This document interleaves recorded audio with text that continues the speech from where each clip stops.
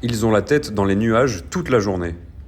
Les bulletins météo quotidiens à la télévision et à la radio, c'est surtout grâce à eux. Installés au 2e étage de la direction de l'aviation civile, à l'aéroport international de Beyrouth, ces experts du climat observent et analysent l'évolution des conditions météorologiques. Il sera la plus basse pression, à peu près 1600 hectopascales. La tempête la plus forte sera lundi. Et après lundi, C'est pas le beau temps, mais la dépression dépasse le Liban, mais le temps reste pluvieux.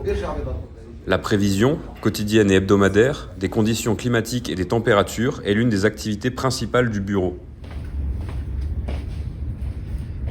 Une activité que supervise Abdulrahman Zawawi.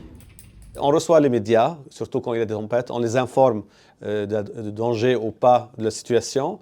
On envoie les bulletins du temps par mail à tous les systèmes de sécurité du Liban. La tempête Farah, on l'a aperçue un peu à l'avance, une semaine à l'avance. Elle a changé de début. Elle a débuté un samedi, elle avait commencé un lundi soir. On espère que cette tempête va compenser le retard au niveau de la quantité de pluie qu'on a eue depuis le début de l'année. La moyenne, normalement, en ce moment-là, c'est à 500 mm.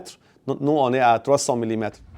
Le service météorologique est également en charge des conditions d'utilisation des pistes de l'aéroport.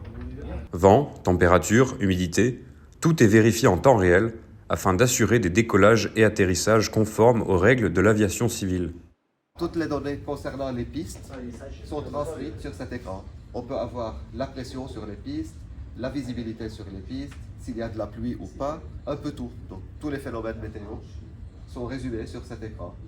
Et l'information que l'on a va être transférée jusqu'au service contrôle aérien. Victime de coupes budgétaires depuis les années 2000, le service, qui relève du ministère des Transports, subit de plein fouet la crise économique qui secoue le Liban. Le service météo est théoriquement supposé fonctionner avec une équipe de 129 personnes. Actuellement, on est un peu moins qu'une trentaine. Le travail est restreint à tout ce qui est principal, primordial et surtout nécessaire pour tout ce qui est service aéronautique. On a du mal à assurer la maintenance de nos stations parce que l'effectif est très réduit. Suivi d'avalanches, il n'y en a pas.